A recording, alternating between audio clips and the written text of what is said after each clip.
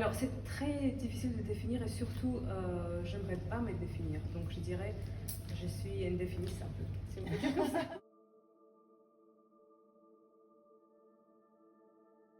Bonjour Katia. Bonjour, Barbara. On pourrait dire qu'on a eu un ami en commun parce que depuis l'âge de mes 18 ans, je connaissais très bien Ivry Guitlis.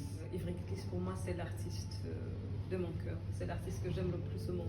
Et il avait à côté une personnalité hors du commun dans la musique classique. On pourrait dire qu'il aurait pu aussi être rockstar. Il était tout, je pense. Hein. Il a improvisé avec John Lennon, il a joué Sibelius Concerto comme personne n'arrive à le faire, il a écrit des livres, il a joué au cinéma, il a un peu tout fait, humainement aussi, c'était quelque chose de bouleversant et unique. Et c'est pour ça que je pense qu'avec votre personnalité, vous deviez bien vous entendre. On était amis, ça c'est sûr. On s'amusait bien ensemble, c'était une personne avec qui on ne s'ennuyait jamais. J'ai appris énormément avec lui comme musicien et surtout comme un être humain. Une liberté totale qu'il avait. Une liberté totale, oui. Mais donc je ne savais pas qu'on était amis, ça c'est magnifique. Et sinon, comment vous définiriez-vous? Alors c'est très difficile de définir et surtout, je n'aimerais pas me définir. Donc je dirais, je suis indéfinissable. Si on peut dire comme ça. On est tout et très peu de choses en même temps. Est-ce que vous avez une femme préférée? J'ai beaucoup de femmes que j'adore, comme Nina Simone, Meryl Streep, Maria Callas, Barbra Streisand, Liza Minnelli. Il y a énormément de femmes comme ça qui m'ont inspirée dans la vie. Mais je pense que ma femme préférée, c'est ma mère, je pense. Oui. Ça a l'air toutes d'être des femmes de caractère. Ça, c'est sûr. Oui. Le plus beau regard qu'on aurait porté sur vous? Dans les yeux de ma fille. Et quand elle m'appelle maman, je vois une mère en moi et ça, c'est vraiment bouleversant parce que je ne pensais pas que je serais une mère.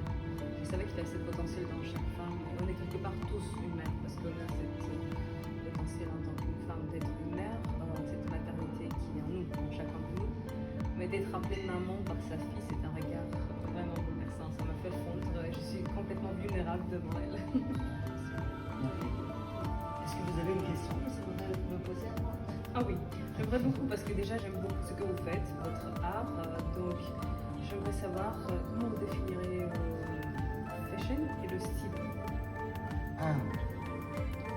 Fashion pour moi ça ne veut pas dire grand chose parce que les gens fashion sont des gens qui suivent un peu les tendances. Par contre le style, oui bien sûr, on est à la recherche du style constamment. Même moi dans mon travail, quand je travaille sur les collections, je cherche le style, apporter du style, mais en même temps, ça ne remplace pas une personne qui a du style. En fait, une personne qui a du style, presque pas tant besoin des vêtements, de s'habiller de plein de manières, et ce qu'elle portera sera super, quoi. Donc ça, c'est un peu inexplicable. Ça fait partie de la personnalité, ça fait partie de la liberté aussi, d'être pas soumis justement aux tendances, etc., et d'avoir la liberté d'être soi-même. Et du coup, il y a cette espèce d'aisance naturelle qui donne le style.